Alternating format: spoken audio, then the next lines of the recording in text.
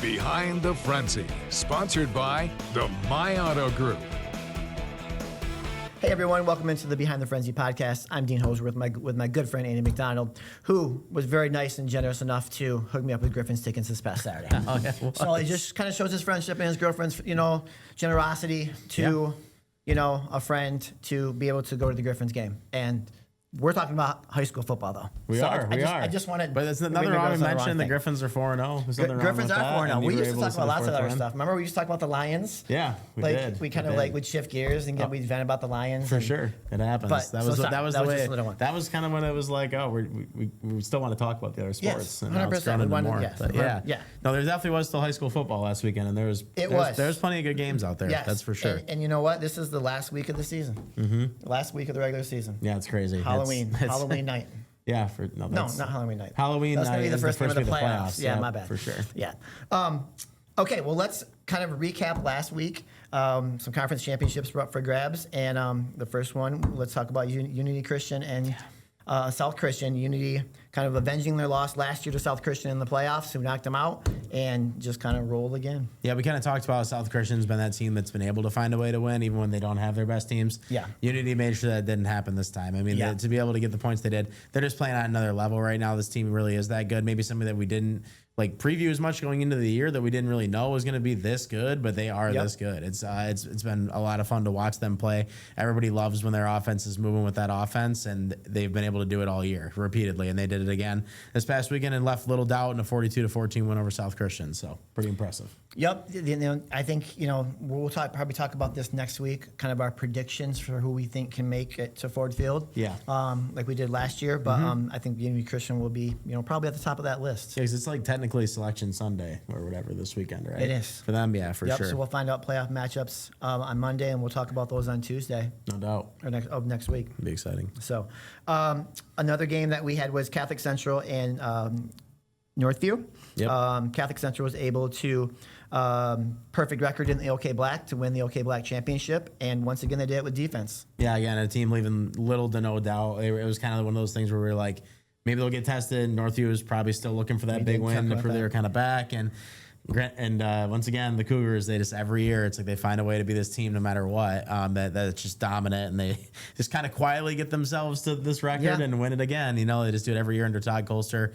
It's impressive. Northview is still a good team. I mean, West Catholic's a team that usually competes with Catholic Central as it gets kind of down the line. Yeah. They were able to beat them earlier this year in that crazy comeback win on the road for Northview. So it's definitely a big win for Catholic Central and proves that they're locked in right now going into the playoffs. Yeah, I think they've been kind of quiet, right? I think maybe, not that they've, I think they've done what they... I think it's the defense. They're supposed to do. Kind of part of it. They're not putting up the big flashy numbers, so you're not really seeing it as much. There's no thrilling wins at the end of the games like we've seen with Hudsonville. They're not very showy, Yeah, and there's just a lot of question, I think, with their offense earlier in the year because they had some of these games that were 13-10. These low-scoring games that were really, really close. It kind of left a little bit of a maybe this because last year they weren't as good either. So it kind of was is this just maybe not the direction they're going in this year? Yeah. I think the last few games have gave us the answer that they probably will be, there towards the end. 100%, yes. And that will be another team we'll definitely be talking about next week. Yes, no doubt. As we look for our postseason. We're talking about them for many weeks, if I had to guess, based off the way the direction they're going right now. 100%. Third one we had was Kent City and Tri-County. Kent City kind of surviving a scare from Tri-County to stay undefeated. And they'll be looking for their first perfect regular season since 2017 when they play on Friday. Yeah, for sure. Kent City's been blowing everybody out. It hasn't really been that close for most of their games, and Tri-County was playing for a lot. These wins mean a lot with the new system and everything that there is in high school football and stuff, and then playing for your conference and everything. So they were locked into this game, and they gave Kent City a fight. But again, seems like Kent City's just having their way this year. This is just kind of their season over there, and they've been able to put it together. So it's good. Again, I thought maybe we would see a close game, or there's a possibility that we would. Yeah. It's good to see for Kent City fans that they're able to pull out a game when it's only a 3-point finish. 100%. A couple of shout-outs to a couple of your former schools I want to give a shout-out to is number one is West Catholic, who won another conference championship, and they have actually won 4 straight conference championships in their 2 OK Green, but then they were in OK Blue. Yep. Whatever Yep. it was. They've been in 2 different all the switches that have conferences. happened. But they won 4 in a row. Big win against Forest Hills Eastern last Friday. Yeah, I was at that game, and West Catholic really was dominating through the first couple of quarters, but then kind of let Forest Hills Eastern get back in it a little bit, and they made it a game. Forest Hills Eastern's a good program. Some of the plays they were running last week, they had a touchdown where their running back just stopped at the line of scrimmage, and then the line kind of kept moving this way, and he just stopped for a second and waited for 5 seconds, and then just ran it in for a touchdown because West had no clue that he had the ball. Oh my! So God. they just had some crazy plays they were running out there, and a lot of credit to them and their coaching staff. I just don't think they had the talent that they had last year when they were able to have the record. But yeah, West Catholic again just proving that they're great. That their quarterback's looking really good right now. Their defense was very, very impressive the other night, even with everything that Forest Hills Eastern was throwing at them. They kind of were the bend don't break. They didn't break. So not a surprise to me that Landon's got that group moving at that pace again, and I would expect another big couple of games here in the playoffs coming up for them. They usually have some pretty close ones because they have a lot of tough competition over there. Now, I didn't look, probably should have, with Kennewood Hills. They were able to win to the River Cities Alliance title. 42-0. With that win over Greenville. Yeah. I can't think of the last time Kennewood Hills has won a conference title, right? I think it's been over 30 years. That's for sure. I think it was maybe the 70s. Okay. I can't remember for sure, but it was definitely a long time ago. And obviously, I want to make sure that we mention this because it is a different conference. This isn't like what they used to plan. And 100%. It's not an OK conference. They kind of made their own. And, they did. But this is the way that it should have been, in my opinion. Going to high school there and watching these teams play. Yeah. Kennewood just didn't match up with a lot of those teams well when it came to football. In other sports they did. So I guess it mattered why they played in that conference, but nevertheless, in football, it's been a lot of fun to watch this, and you just got to give all the credit in the world to Don Fellows for going over there and turning that program into this because it doesn't matter what the competition is, and I think that those teams are all pretty evenly matched. A lot of them have games that are close. I mean, Coopersville fought them tough a couple of weeks ago. They've had some closer games too. Obviously, their one loss was to Harper Creek, and that was kind of just a random game in the middle of their schedule. So. Kennewood's really looked battle tested. They've been able to put away the teams that they needed to that, maybe would give them a fight or weren't expected to be as good as them. They haven't made many of those games close. So they deserve a lot of credit for as good as they are.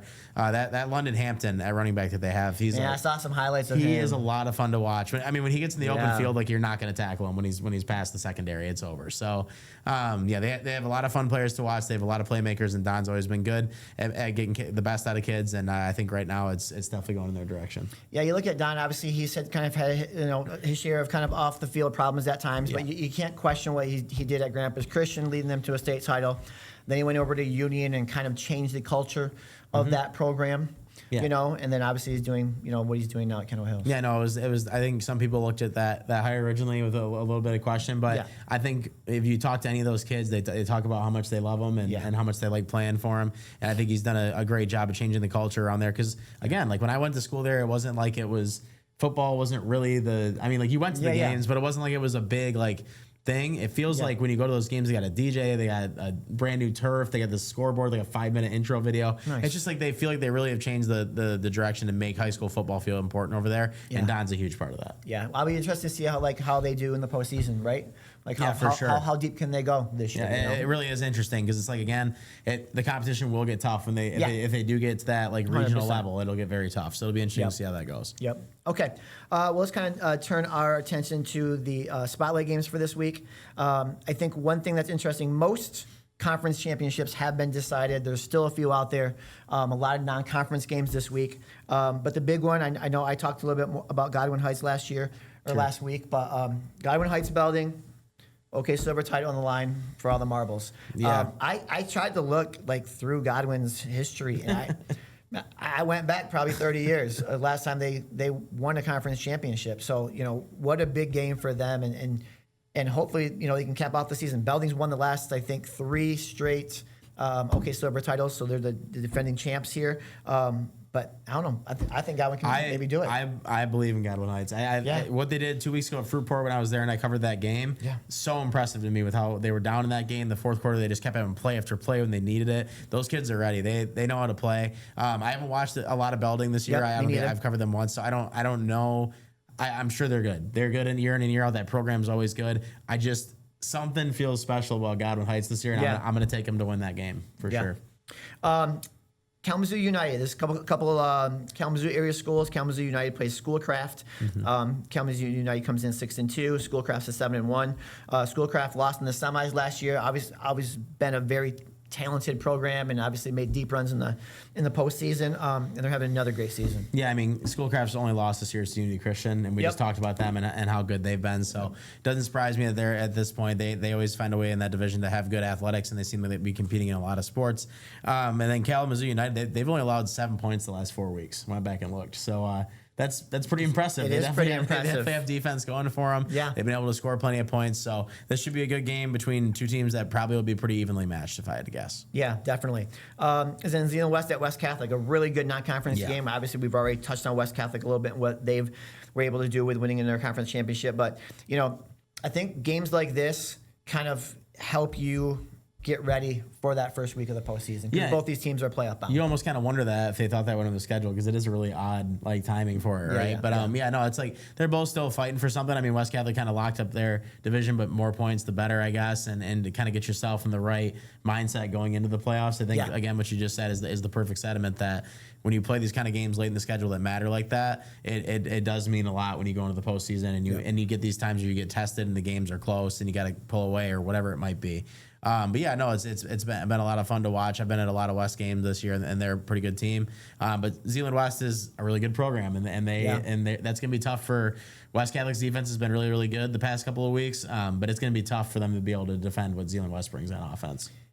Any teams that you've seen lately? I was at Muskegon, was just rolled Reese Puffer when I was there on Friday. Muskegon's looking a lot better. And I was going to say, Muskegon's playing a lot better. Is there any teams that you've kind of noticed lately who you think could, possibly, make a run in the postseason or have been coming off, really good games that you've seen? I would have went with the Godwin Heights probably. I think they have a chance right now with how good they've been playing to maybe do something in the postseason to get a playoff win or two that people may have not seen coming into the year. That's probably the team that I would have picked if you had asked me that coming into it. So that's probably the team that I've noticed the most of the teams that I've been able to watch and got assigned to cover. So. Yeah, I mean, Hudsonville obviously can win the OK Red title outright this week, and obviously we've talked about Hudsonville a lot, and they've just kind of built off what they did last year, and that's another team that's one of the top teams in the area right now. Yeah, for sure. No, Hudsonville it's going back to last year. They kind of surprised. This year's not really a surprise. I mean, their program has built up to this. It feels like this might be more the norm for a while as long as Brent Sandy's there. It's funny because there was a time, and I've known Brent Sandy since he wrestled and played football at Union back in the day, which dates me a little bit. But but there was a time like when Brent first started at Hudsonville, like they had some struggles, and like I really didn't know how long he'd be around. But like you said, he's really turned that program around, and I've always looked up to Brent just as a classy guy and just a good football mind, and the stuff that he's doing right now is pretty impressive. He's a great coach, man. He cares about those kids. Every time I've been able to talk to him this year, he's always great with us. So I'm always rooting for them when it comes to the playoffs and hope they do well. I'm sure other cities around the country have good high school coaches, but I think we're pretty blessed. You look at Craig Tibby, you look at what John Shillito did. There's so many lots of good football. There's so many good football minds out there. That's why high school football is awesome, because people actually get the chance to show it and coach. And some of these guys that have held these jobs for a while, man, they really care. And that's it's again, we just talked about Don Fellows. That's one of those guys has proven it at different places. I think that's super impressive. But then it's also impressive to stay at an establishment for however many years. Kind of Ralph Munger was on another level, right? But you get some of these guys you're talking about, Brent Sandy, that's been around for a while, or Tibby, that have been at their places for a while and continue to have success. And even when they have a down year, they find a way to bring it back. So it's really, really cool to see that. Definitely. All right. Well, hey, enjoy the last week of the regular season. I know both of us are looking forward to the playoffs starting. Best time of the year for us as we make the drive to Ford Field. For sure. We'll talk to you guys next week.